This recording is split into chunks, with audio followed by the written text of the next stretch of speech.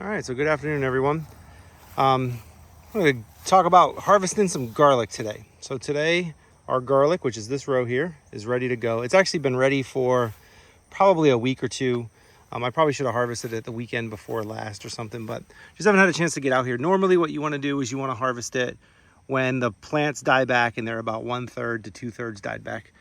Some of these are just a little past, but some other ones are well past, like these ones are well past. Hopefully, they didn't split too much. The problem that you have is if you leave them too long, when you dig them up, the cloves will have split out. But, you know, it is what it is. We grew less garlic this year than we did previously because we just had too much garlic. Garlic is pretty straightforward to grow. I made a video, I don't know, like 2 years ago, I think, about the garlic that we planted. I can put a link to that in one of these corners. And, you know, you can see how we did that. We'll be doing it again this fall. But basically the way it works is you plant your garlic in the fall, you leave them in over winter, and then they come up kind of like a tulip or whatever, right? A overwintered bulb, and then they grow the garlic plants. Later in the year, so maybe sometime in late June, early July, you clip the tops, which are where the scapes come up. So scapes are like the flower, basically. You clip those off. Some people like to eat them. We're not so big on eating them, but some people do. You can definitely eat them and make pesto and stuff. But yeah, so clip those off. And then a few weeks later, they'll start to die back. Really what we're looking for is probably closer to this plant here, where there's still a good amount of green on it. Like I said, I let these go a little too long. We just been busy, you know, haven't had a chance. If you look here, the alliums in general though, so alliums are our onions and onion family, right? These guys are all doing great this year.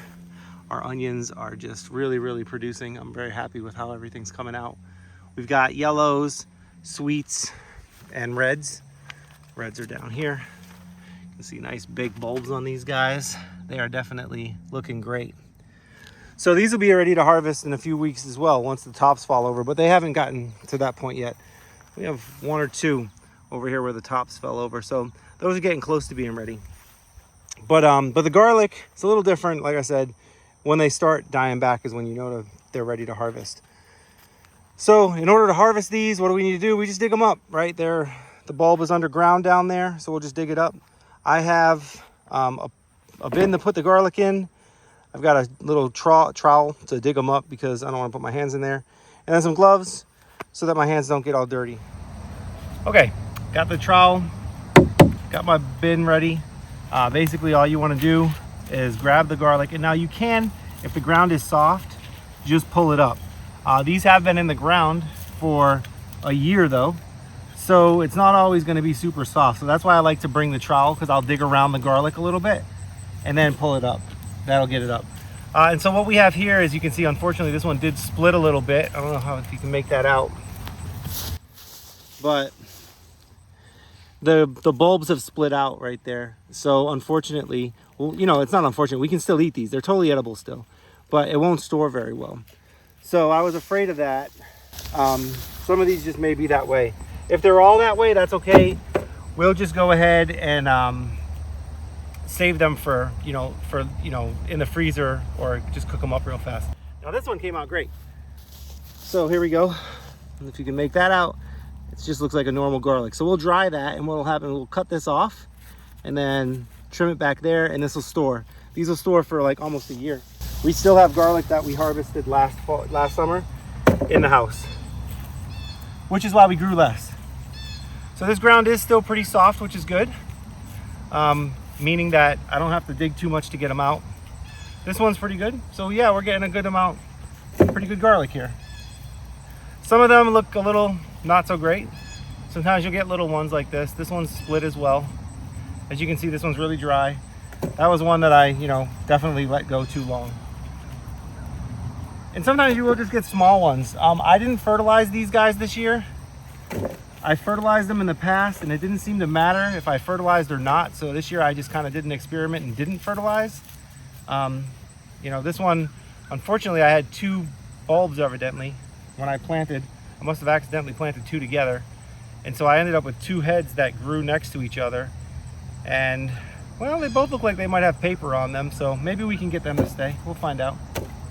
Once again, it's not the end of the world if they split a little. You can still cook them up and save them any way that you would garlic otherwise. But one thing about harvesting garlic that you do want to do is you want to make sure you do it on a day when it's not raining. It'll rot faster if you pull them out when they're wet. They won't dry as well. So we have rain in the forecast tomorrow, so I knew I really did need to get to these today. But yeah, these are all looking really good. Nice heads. They're not gigantic. We've grown some that got really big before. But the smaller ones tend to have a better flavor profile in my opinion. So they're a little more strong flavored, more garlicky. So like this one split, unfortunately. But so yeah, so we didn't grow the larger variety this year. We just grew one variety, and they seem to do okay. We're just gonna harvest the rest of these, and we'll look over what we got.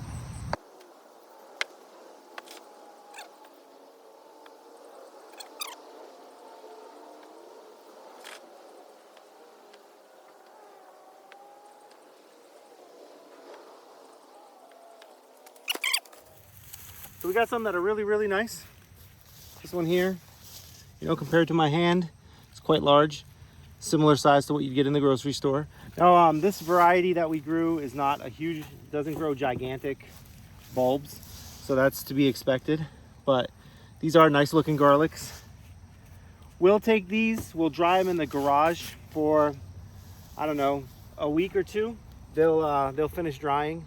And then once they're dried out, and you'll know they're dry because there will be no green left at all. And if you cut the stem, it won't be green on the inside. Once those are dried, we'll then separate out the ones that split. So like this guy here, this is a clear example of a split garlic. You can see that some of these bulbs have started separating already. So these are fine, they're totally acceptable to eat. They just won't store very well. So what we'll do is we'll take the ones that split, which is probably, I don't know, 15%, 20% of these. We'll take those, we'll put them in the freezer, or we'll just cook them up in the oven and then make garlic paste and stick that in the freezer. Either way, totally edible. And this will serve the wife and I for almost a year.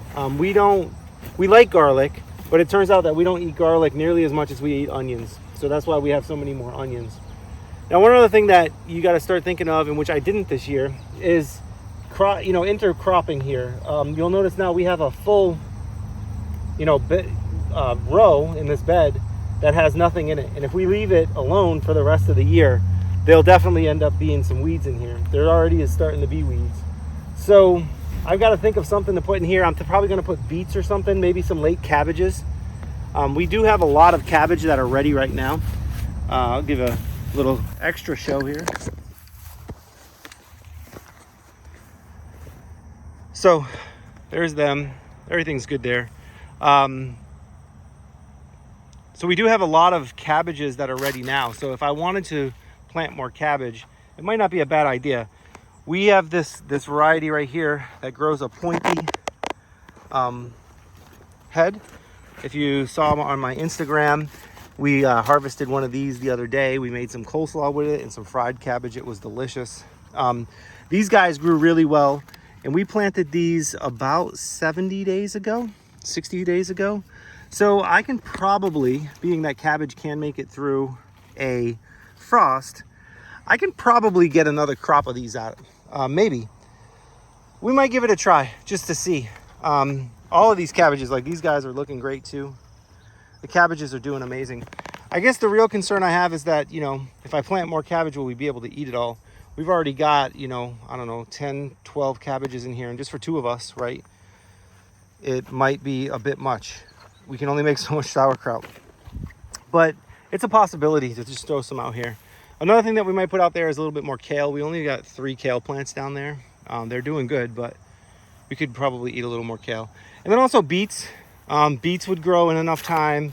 Really what it comes down to is we need to, make some use of that row before winter.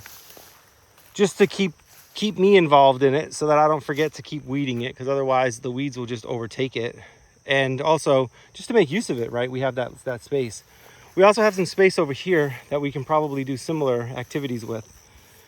This is where some cabbages were that we picked. This is also where some Chinese cabbages were that we picked. So yeah, the broccoli's all picked out as well. Maybe we can make some use of that space soon. You can see there's still a few little side shoots. So you leave the broccolis in place to get the side shoots. You can see there's a bunch down in there that are coming in. But when these get ready to be done, they'll be out. You can tell I have a problem with these Japanese beetles. These Japanese beetles really like the cauliflower plants. And I don't know, I gotta say, I'm a little disappointed with the cauliflower. I have gotten nothing out of it. We have a lot of vegetation, but no cauliflower. Like none at all. I haven't seen a single cauliflower in here yet. So hopefully we'll get some, but I don't know. My hope is fading. So cabbages probably. But all right, well, there's a quick good use of some space in your garden. You throw these bulbs in the fall, let them overwinter. Next spring they pop up, like I said, just like tulips do. And then, you know, by the middle of the summer, which right now it's the second week in July, you are harvesting garlic. And we'll have garlic for the rest of the year easily until next spring for us, you know, with just a little bit of seed garlic. Seed garlic's not free, it's not cheap, right? But, you know, when you get down to it, you get a lot of garlic for a small amount of seed. So, and by seed, I mean they're little cloves of garlic, basically. You just plant the cloves of garlic. So grow garlic. It's an easy crop to grow. You don't have to do hardly anything for it. Just keep it weeded. Give it a little bit of a nitrogen fertilizer in the spring to get it going. And that's it. I didn't do anything else. I gave it a little fertilizer first thing in the spring, and I didn't give it any more fertilizer. I didn't do anything with it. Now we could have probably gotten a little bigger heads if we babied it a little more, but that's okay. I don't mind. Pretty easy to grow, tastes good, and it lasts. So thanks for watching. I'll see you guys again when we harvest some of these other vegetables that are coming in the summer garden here. If you enjoy this video, please give it a thumbs up. If you like this content and you would like to see more, feel free to subscribe. And if you know other people that may be interested in this kind of content, please share this channel or share this video with your friends. We appreciate you taking the time to watch with us. Have a good day.